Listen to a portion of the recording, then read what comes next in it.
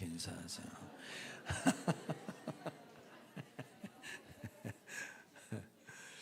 네, 좋으신가 봐요. 네. 저는 못 봤는데 얼마 전에 드라마가 하나 있었습니다. 재벌집 막내 아들이라고. 혹시 보신 분 계신가요? 어떤 한 사람이 미래에 사고를 당했는데 과거로 돌아가서 아이로 태어나요. 재벌집 막내 아들로 태어납니다. 그러니까 얘는 앞에 미리 살았던 걸 다시 사는 거예요, 어려서. 그래서 아마 재벌이 된다는 그런 내용인데 그러니까 무슨 땅이 오르고 무슨 주식이 오르고 금융위기가 어떻게 오는지 다 아는 거예요. 만약에 여러분 한 20년 전으로 돌아가면 뭘 사실래요? 네? 뭘 사실래요? 20년 전으로 돌아가면 금? 비트코인 안 사나? 아닌가? 망했어요? 어쨌든 20년 전으로 돌아간다면 여러분은 분명히 이게 뭔가 돈이 되고 유익한 걸 사겠지 망하는 걸 사지는 않을 거예요. 그죠? 그렇겠죠? 예, 그럴 겁니다. 물론 우린 과거로 돌아가도 살 돈도 없어서 땅을 못 사겠지만 이렇게 미래를 보면 이게 될 일 안 될 일을 정말로 안다면 안 될 일을 하지는 않겠죠. 자, 저와 여러분이 요새 계시록을 보고 있는데 계시록은 앞으로 올 일에 대한 이야기입니다. 그죠? 지금의 이야기도 하지만 마지막 종말의 결론을 보는 건 마치 미래에서 온 것처럼 뭔가를 본 거예요. 자, 오늘 그 뭔가를 보는 장면 가운데 구름 위에 인자 같은 분이 면류관을 쓰고 있는 분이 나타나요. 자, 인자라고 하면 사람의 아들이란 뜻인데 이거는 누구의 별명이냐면 예수님의 별명이에요. 뭐라고요? 예수님의 별명. 인자 하면 예수님이에요. 자, 이 인자가 예수님 오시기 전에 이미 다니엘서에 나와 있어요. 자, 다니엘 7장 한번 봅시다.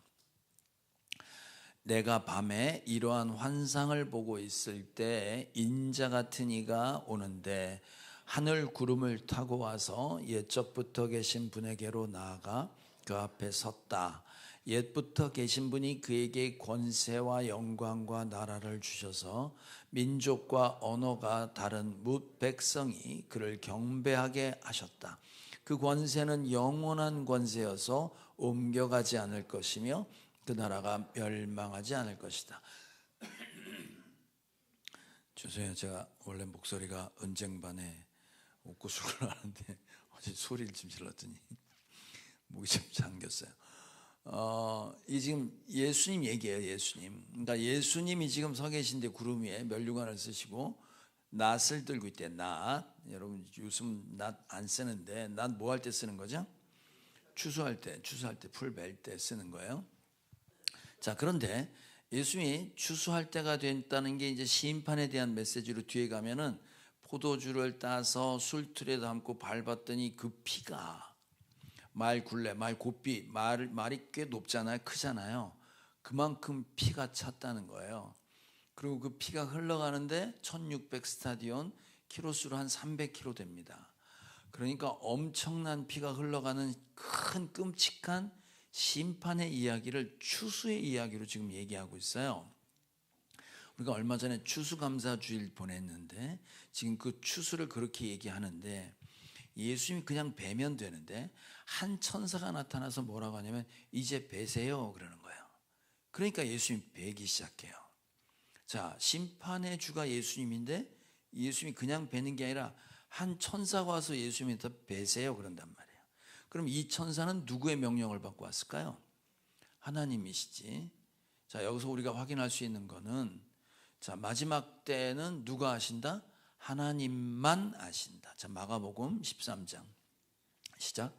하늘과 땅은 없어질지라도 나의 말은 절대로 없어지지 않을 것이다. 그러나 그 날과 그때는 아무도 모른다. 하늘의 천사들도 모르고 아들도 모르고 오직 아버지만 아신다. 조심하고 깨어 있어라. 그때가 언제인지 너희가 모르기 때문이다. 너희가 안다 모른다? 모른다. 그러니까 예수님도 몰라요. 그 아들도 모른다 그랬어요. 그러니까 하나님이 아버지가 시작하니까 이제 시작이 되는 거예요.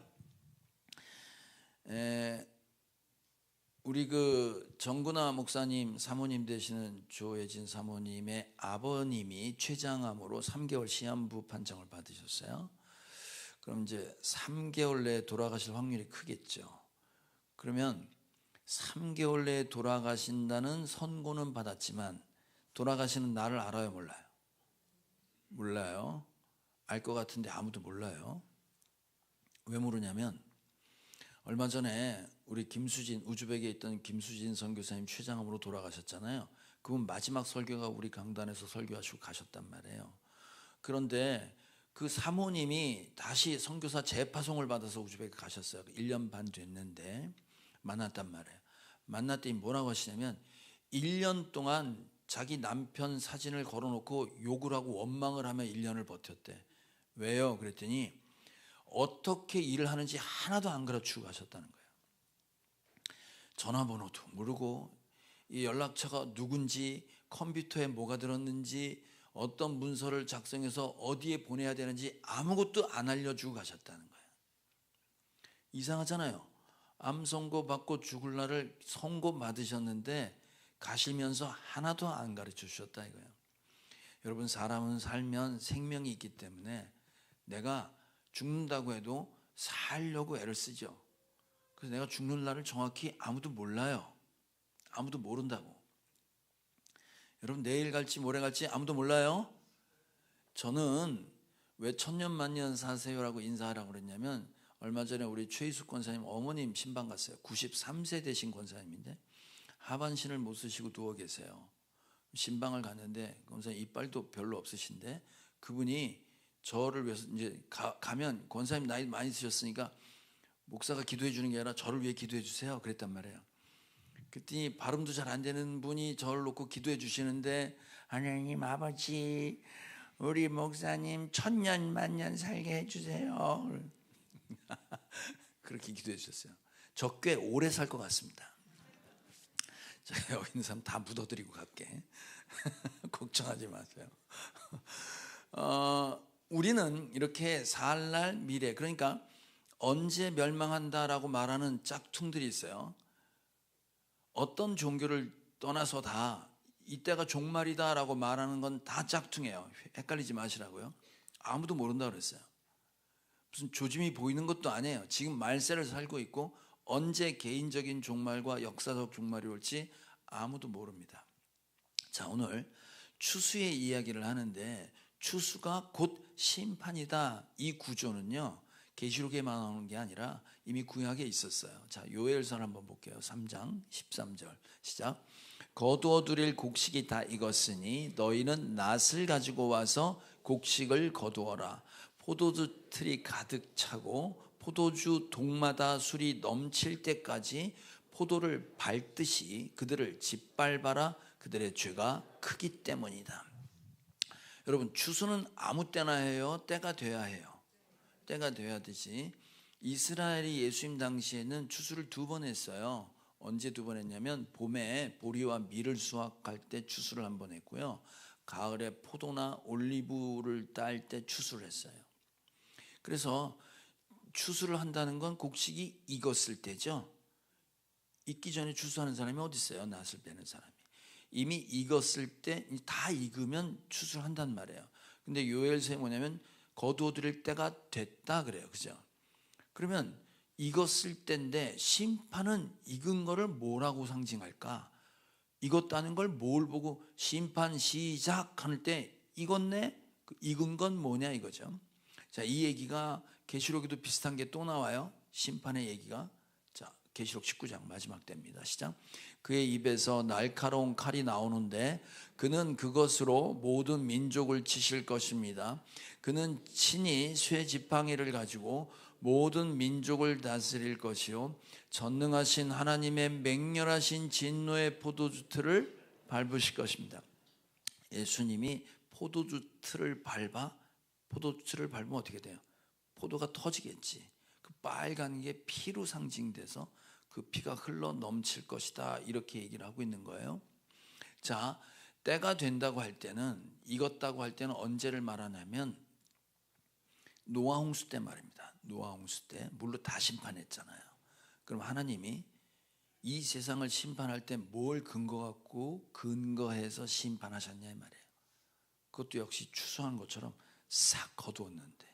자, 창세기 6장 5절입니다. 시작. 주님께서는 사람의 죄악이 세상에 가득 차고 마음에 생각하는 모든 계획이 언제나 악한 것뿐임을 보시고서 하나님이 보시니 세상이 썩었고 무법천지가 되어 있었다. 하나님이 땅을 보시니 썩어 있었다. 살과 피를 지니고 땅 위에 사는 모든 사람들의 삶이 속속들이 썩어 있었다. 하나님이 노아에게 말씀하셨다. 땅은 사람들 때문에 무법천지가 되었고 그 끝날이 이르렀으니 내가 반드시 사람과 땅을 함께 멸하겠다. 어떻게 돼서 심판한다고 그랬어요? 죄가 가득 차서 썩을 대로 썩었어요. 무법, 하나님을 찾는 법이 없어요. 세상에 법만 가득한 거예요. 이러면 심판이다 그랬어요. 뿐만 아니라 소돔과 고모라 땅에서도 역시 마찬가지였고, 아브라함에게 놀라운 비밀을 하나 알려주세요. 어떤 비밀을 알려주시냐면 너의 후손이 가나안 땅으로 올 거야. 여기 다시. 근데 금방 오지 않아. 400년 동안 한참 헤매다가 올 거야. 왜 400년 동안 헤매는 줄 아냐? 이 가나안 땅이 이런 이유가 있기 때문이야 라고 말씀하시면서 계획을 말씀하시는데 이렇게 말씀하세요. 창세기 15장입니다. 시작. 너의 자손은 4대째가 되어서야 이 땅에 돌아올 것이다. 아모리 사람들의 죄가 아직 벌을 받을 만큼 이르지 않았기 때문이다. 가나안 땅이 오는데 가나안 땅에 살고 있는 아모리 족속들의 죄가 아직 다 차지 않았다는 거예요. 그래서 이스라엘 민족 가나안 땅에 들어갈 때 진멸전쟁이라고 하잖아요. 싹 죽이라고 그랬단 말이에요. 이걸 지금 심판의 도구로 쓰시는 거예요. 이 땅에 죄가 가득 찰 때까지 기다렸다가 들어가라 그랬어요. 이렇게 이 세상은 죄가 가득해지게 돼요. 다시 한번 정리할게요. 여러분, 세상은 더 좋아질까요? 나빠질까요? 세상에 종말이 온다는 얘기는 죄가 가득하니까 종말이 오는 거예요. 지금의 말세를 우리가 살고 있습니다. 여러분, 그리스도의 계절은 오지 않습니다. 이 땅이 지상 천국같이 된다고요? 천만의 말씀이에요. 세상은 점점 더 악해집니다. 여기 앉아 계신 분들, 아닌데? 옛날부터 좋아졌는데? 여러분, 등 따시고 배부르면 좋아진 것 같은데 영적으로는 더 형편없어졌습니다. 예수 믿는 사람이 늘어요, 줄어요? 줄잖아요. 다음 세대 없어요. 주일학교도 없다니까요. 지금 그렇게 가고 있습니다. 예배당에 앉아있는 사람도 진짜는 어디 있는가 찾으면 쉽지 않을 수 있습니다. 이게 지금 잘 살고 부자로 산다는 문제가 아니고요. 점점 더 죄가 가득해지는 세상이 올 거다 이렇게 얘기해요.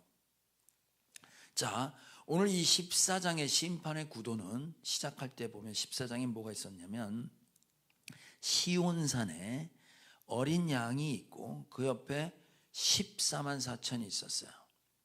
이 14만 4천은 어린 양의 이름을 이마에 달고 어린 양이 어디를 가든지 따라가며 영원히 전할 복음을 갖고 있는 사람들이라고 나오잖아요. 이 시온산에 있는 14만 4천과 대비돼서 그 바깥에 있는 무너졌도다 바벨론 다 망한다 이 말이에요. 그리고 지금 예수님에 의해 천사의 메시지를 통해서 전부 심판에 싹 심판하는 구조가 나타나요. 그러니까 시온산과 나머지는 전부 멸망해서 유황불에 타 들어가는 그곳으로 향해 가고 있다. 이 얘기를 계속하고 있는 거예요 지금. 그러면 시온산 바깥에 있는 사람들은 어떻게 되는 거냐가 계시록 나오기 전에 이미 구약의 똑같은 구조를 가지고 심판과 구원을 설명한 성경이 있습니다. 자, 오바댜서입니다. 자, 이 오바댜서는 뭐냐면 에돔이라는 나라를 멸하시겠다 이 뜻이에요. 그러니까 한 나라를 심판하는 얘기예요. 여기 시온산이 등장합니다. 자, 오바댜 한번 읽어봅시다. 시작. 내가 모든 민족을 심판할 주의 날이 다가온다. 네가 한 대로 당할 것이다. 네가 준 것을 네가 도로 받을 것이다. 너희가 내 거룩한 산에서 쓴 잔을 마셨다. 그러나 이제 온 세계 모든 민족이 더욱더 쓴 잔을 마실 것이다. 마지막 한 방울까지 다 마시고 망하여 없어질 것이다. 그러나 더러는 시온산으로 피하고 시온산은 거룩한 곳이 될 것이다. 그때 야곱의 집은 다시 유산을 차지할 것이다. 야곱의 집은 불이 되고 요셉의 집은 불꽃이 될 것이다. 그러나 에서의 집은 검불이 될 것이니 그 불이 검불에 붙어 검불을 살을 것이다. 에서의 집안에서는 아무도 살아남지 못할 것이다. 나 주가 분명히 말한다. 자, 여기 뭐냐면 다 민족들이 다 멸망할 때가 온다는 거예요. 그런데 시온산에 있는 사람들만 피해서 살아남고 나머지는 다 심판받는다 이거예요. 그런데 여기서 지금 무슨 예를 드냐면 에서와 야곱의 얘기를 들어요. 야곱 아시죠? 성경에 나와요. 믿으세요. 나와요. 야곱의 형이 누구게요? 에서예요. 쌍둥이였어요. 쌍둥이. 이삭의 배에서 똑같은 아기가 쌍둥이로 나왔는데 에서가 형이고 야곱이 동생인데 누가 더 얍삽하고 사기꾼이에요? 야곱이에요. 야곱이 팥죽 한 그릇에 큰아들 장자권을 나한테 팔아 그래갖고 훌러덩 받아요. 근데 이거 말로 한 거지 무슨 장자권이 그렇게 넘어가나? 지가 둘째인데. 그러니까 아버지한테 축복, 큰아들한테 주는 축복의 기도를 자기가 받으려고 변장을 해서 들어가가지고 엄마랑 짜고 아빠를 속이고 형을 속여서 도망다니는 게 야곱이잖아요. 그런데 심판날에 지금 무슨 얘기를 하냐면 에서는 불타 사라질 것이고 야곱은 불이 된대요. 그러니까 야곱에 의해서 에서가 다 불탄대. 그럼 에서는 원통하잖아. 그냥 순진하게 그냥 배고파서 팥죽 먹겠다고 한 것밖에 없고 내가 무슨 사기를 치라고 그랬어? 뭐라 그랬어요? 근데 야곱은 그걸 전부 사기 쳐먹은 놈인데 야곱은 살아남고 에서는 멸망한다 이거예요.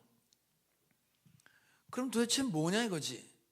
자, 이 얘기는 도대체 무슨 근거로 시온산에 있는 건 야곱이라고 하고 멸망받을 이 나머지를 전부 에서라고 말하냐 이 말이에요. 자, 이 오바댜서 1장에 보면 그 이유가 나와요. 애곡과 야서가 왜 심판받는지 1장을 한번 봅시다. 시작. 이것은 오바댜가 받은 계시다. 주 하나님이 에돔을 두고 하신 말씀이다. 주님께서 여러 민족에게 천사를 보내시면서 너희는 일어나라 에돔을 쳐부수러 가자 하신 말씀을 우리가 들었다. 나는 여러 민족 가운데서 너를 가장 보잘것없이 만들겠다. 모든 사람이 너를 경멸할 것이다. 네가 바위 틈에 둥지를 틀고 높은 곳에 집을 지어놓고는 누가 나를 땅바닥으로 끌어내릴 수 있으랴 하고 마음속으로 말하지만 너의 교만이 너를 속이고 있다. 무슨 얘기냐면 이거 보세요. 에서는 높은 산 위에 집을 짓고 누가 날 끌어내릴 거냐고 교만에 빠져 있다는 거예요. 여러분 그거 아세요? 야곱이 이제 그 라반의 집에서 도망가서 고향으로 돌아가는데 야복 강가에 형이 군사를 데리고 옵니다. 그죠? 400명의 군사를 데리고 와서 쫄아요, 야곱이. 이미 형은 400명의 군사를 거느릴 만큼 재산이 있었어요. 둘이 만나서 화해하잖아요. 화해하다가 둘 다 부자가 돼서 헤어지게 됩니다. 헤어지게 되는데 에서는 세일이라는 높은 산지의 땅을 차지하고 거기에 도시를 짓고 거기에 에돔의 후손들이 왕국을 세우고 왕이 되고 지도자가 돼요. 그게 에돔 나라입니다. 그러니까 에돔이라는 나라의 시조가 에서예요. 에서는 뭘 보고 갔냐면 안전하고 높은 곳, 내가 이길 수 있는 곳, 그리고 재산을 보고 갔고, 야곱은 뭘 보고 갔냐면 장자권은 형이 아버지의 유산을 2배 받는 재산에 탐난 게 아니고요. 그 이삭이 갖고 있는 그 아버지가 가지고 있는 가장 귀한 것들을 내가 물려받을 수 있다고 생각했는데 그 귀한 게 뭐냐면 아브라함에게 주었던 약속의 말씀입니다. 너로 인하여 큰 민족이 생기고 그 모든 민족이 너로 복을 받을 것이다 했던 하나님이 주셨던 약속을 이삭이 갖고 있어, 아버지가 갖고 있었다고. 그러니까 야곱은 뭘 바란 거냐면 그 하나님의 말씀과 약속을 탐낸 거예요. 하나님의 약속을 붙잡았던 야곱은 이름을 바꿔주시죠. 이스라엘로 바꿉니다. 그래서 야곱은 구원받고 에서는 뭐예요? 눈에 보이는 좋은 것들을 선택했어요. 그게 바로 바벨론이라고 하는 거예요. 무너졌도다 무너졌도다 바벨론. 금과 은과 보석으로 치장을 하고 귀족의 옷을 입고 온갖 쾌락의 잔을 들고 즐기자 했던 바벨론 다 사라진다 이 말이지. 그게 지금 에서짝이에요. 그러니까 지금 심판에 대한 메시지가 구약에 나와 있는 배경을 보면 똑같습니다. 이 세상 살면서 다 망하고 없어질 것들만 바라보고 살아가는 사람들이에요. 여러분, 저는 장례를 많이 치르기 때문에 입관할 때 거의 가요. 입관할 때 가면 제가 입관 시작할 때 기도를 한단 말이에요. 그럼 시신의 머리를 붙들고 기도를 해요, 제가. 그러면 시신이 굉장히 차갑습니다. 왜 찬지 아세요? 냉동실에 들어가 있는 거예요. 왜 냉장고에 넣어놓는지 아세요? 몰라요? 썩어요. 옛날 장례식 때는 냉장고가 없었잖아요. 그때는 어디다 놨어요, 시신을? 병풍 뒤에 놔뒀어요. 그럼 이 시신이 썩어요, 안 썩어요? 썩지. 향을 왜 피우는지 아세요? 그 썩는 냄새 때문에 향을 피우는 거예요. 여러분, 제가 입관할 때 보면 어떤 고운 권사님을 한번 입관할 때 보면 입관할 때 뭘 입혀놔요? 수의를 입혀놓죠. 여러분 혹시 수의에 주머니 있는 거 보셨어요? 입어봤어야 알지. 오늘 집에 가서 한번 입어보실래요? 수의에 주머니가 있을까 없을까? 예? 그게 없지. 있을 리가 있어요 그게? 그러면 시신은 뭐냐면 숨이 끊어지면, 숨을 안 쉬면 그냥 살덩어리 썩는 거예요. 맞아요 안 맞아요? 그거요 아무것도 아니에요. 그러면 기도를 할 때 그분의 일평생을 보자고. 그러면 수희처럼 아무것도 아니야. 그런데 이분은 평생을 이 몸에 얼마나 많은 옷을 걸쳤고 그 이쁜 옷을 고르고 입으려고 얼마나 많이 애를 썼고, 이분은 도대체 무엇을 먹고 무엇을 마시려고, 그 좋은 것 먹으려고 좋은 침대에서 잘 자려고 했는데 아무것도 안 가져가는 거예요. 맞아요 안 맞아요? 아무것도 가져갈 게 없는 거예요. 그거 하나도 안 남습니다. 그런데 평생을 그걸 갖고 살아요. 그분의 얼굴엔 얼마나 많은 화장품을 발랐게 그동안. 네? 여러분, 내가 강남 땅이 오를 걸 미래에서 와서 봤으면 그 땅을 사지 엉뚱한 땅 사지 않아요. 우린 미래를 알아요. 이걸로 가져갈 수 있는 게 아니라는 걸 다 보고 알아요. 그런데도 그러고 살잖아요. 왜 그런지 아세요? 마귀가 우리가 죽을 거라고 아무도 생각 못하게 해요. 아무도 내가 죽는다고 생각 안 하고 삽니다. 제가 예언 안 할까? 100년 후에 이 자리에 앉아 있을 사람 있을까요? 저기 라솔이 있네. 쟤는 100년 후에 남아있을 가능성이 있어. 나머지는 다 가요. 갈 때 어떻게 갈 것 같아요? 여러분 지금 계속 붙들고 있는 거 그거 아무것도 안 가져가요.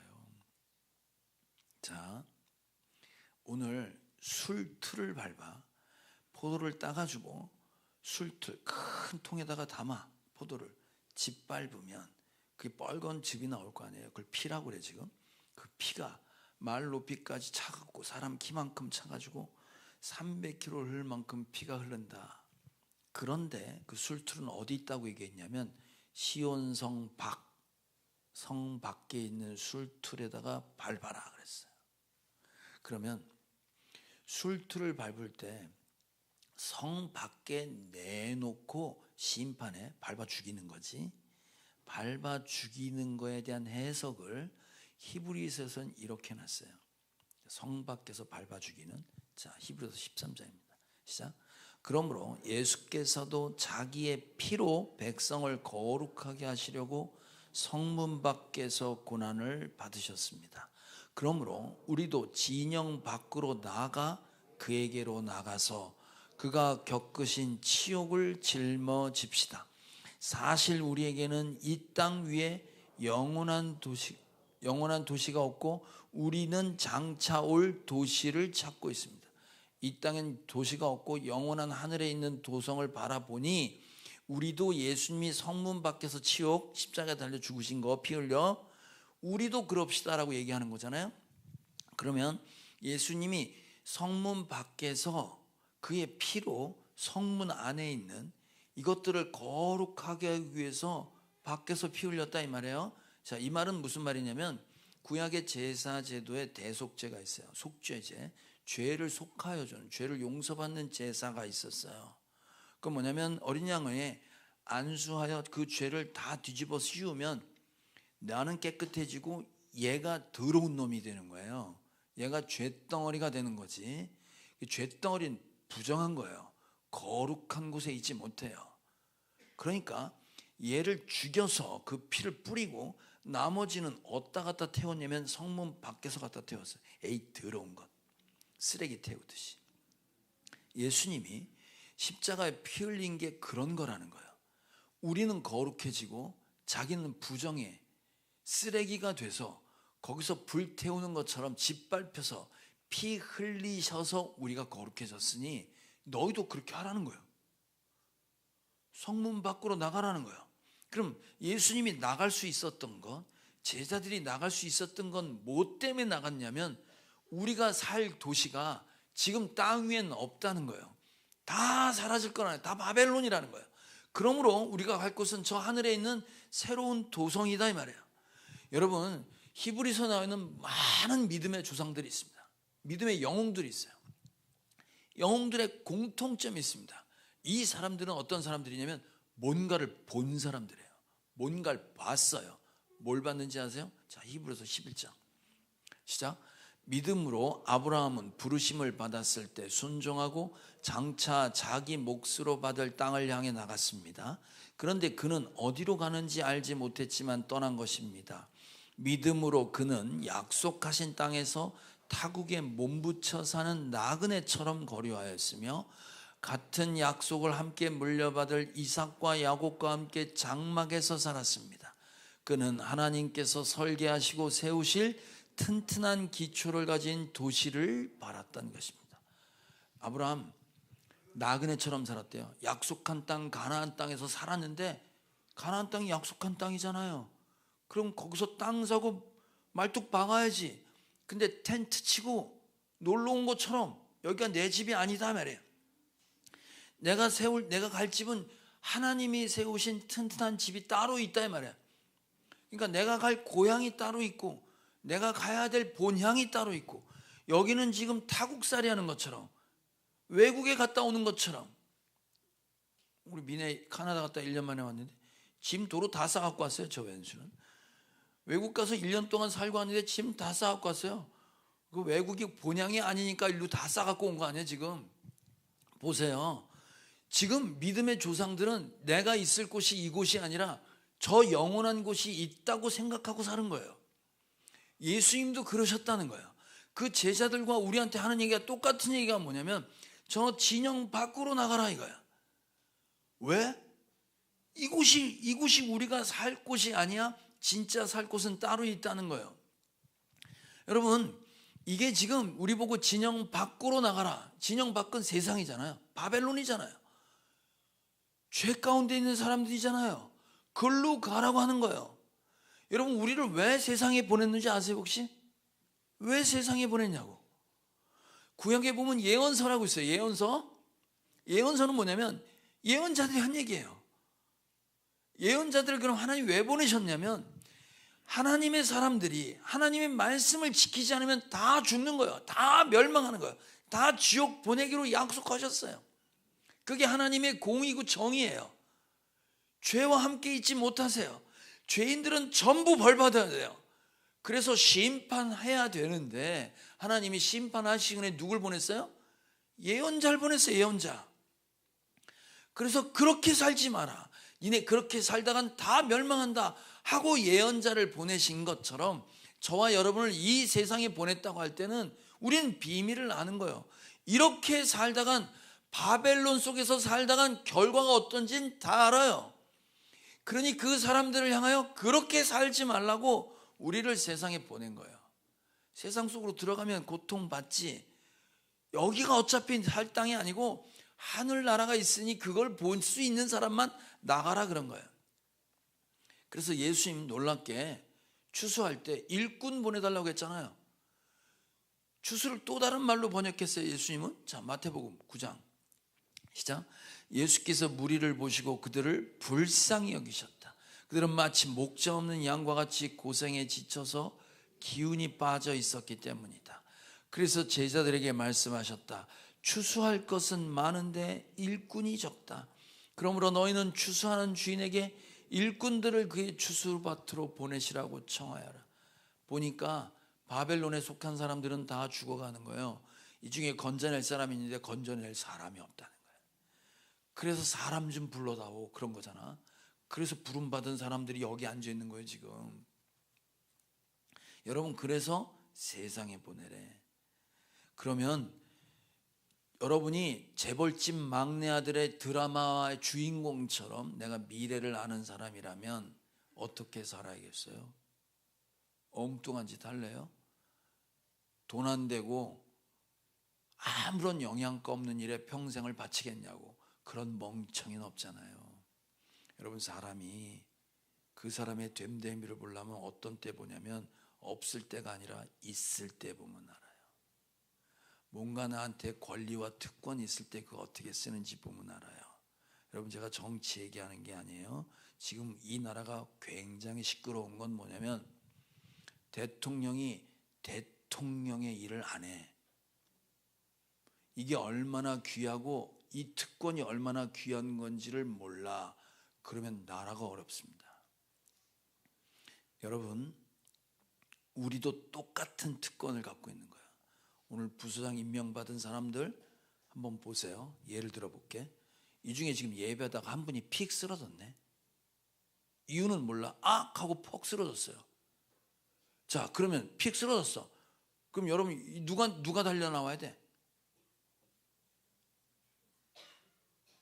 우리 교인 중에 누가 달려 나와야 되냐고? 에?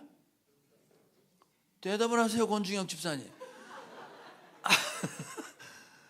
의사가 맨 먼저 달려 나올 거 아니에요, 그죠? 근데 저 집사님이 가만히 앉아 있는 건데, 난 의사 아닌데, 난 귀찮은데, 난 모르겠는데 하고 가만히 앉아 있으면 그 의사 어떻게 해야 돼? 그게 의사인 줄 우리가 다 알아. 근데 안면 몰수하고 난 몰라. 그리고 계속 앉아 있어. 그럼 여러분 어떻게 하셔야 돼? 그런 놈이라. 예를 들어 묻어야지. 그건 그냥 놔두면 안 되잖아요. 묻어버려야지. 그 나쁜 놈이 어디냐고. 그러면 막 쓰러져가는 사람한테 하나님께 매달려서 기도할 수 있는 사람이 있어 없어? 있지. 그 누구야? 이진경. 중풍도 진짜. 목사님들 다 덤벼들어야 되잖아. 근데 목사님들이 가만히 있는 거야. 나 기도 몰라. 나 목사 아닌데. 그러고 가만히 앉아 있어봐. 그럼 목사 어떻게 해야 돼? 묻어야지. 볼 것도 없는 거예요. 여러분 내가 뭔가를 갖고 있는데 그거 안 쓰고 있는 것처럼 그 큰 게 어디 있어 그게. 지금 그렇다는 거예요. 우리는 그 비밀을 알고 특권을 갖고 있어요. 어떻게 영혼이 살아나는지를 알아. 그런데 가만히 있으면 어떡하냐고.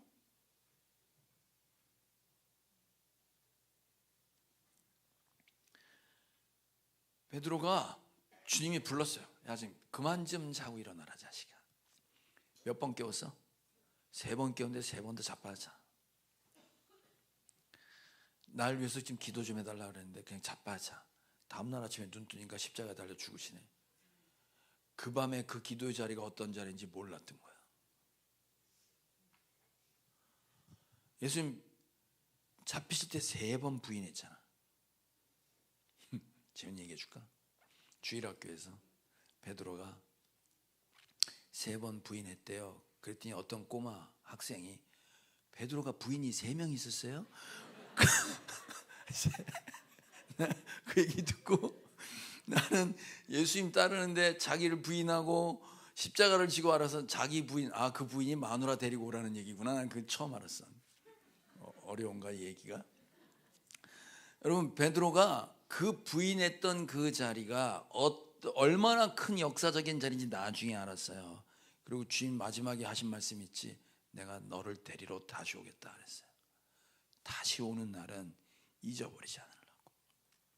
그 밤에 처잔 것처럼 또 주님 오는데 나 몰라라 안 하려고. 오늘을 그분이 오시는 것처럼 살았어요. 그래서 베드로가 이런 얘기를 합니다. 베드로후서 3장 10절입니다. 시작. 그러나 주의 날이 도둑같이 오리니 그날에는 하늘에 큰 소리로 떠나가고 물질이 뜨거운 불에 풀어지고 땅과 그 중에 있는 모든 일이 드러나리로다. 이 모든 것이 이렇게 풀어지리니 너희가 어떠한 사람이 되어야 마땅하냐 이 말이에요. 어떻게 사는 게 마땅하냐라고 묻습니다. 여러분, 여기 계신 분들은 하나님의 영, 성령을 받은 사람들이에요. 그러니 예수를 주라 고백하지. 성령이 임하면 우리한테 어떤 일이 벌어지냐면 이런 일이 벌어진다고 얘기를 해요. 잘 보세요. 여러분이 이 마음이 있는지 잘 보시라고. 자, 이사야 61장입니다.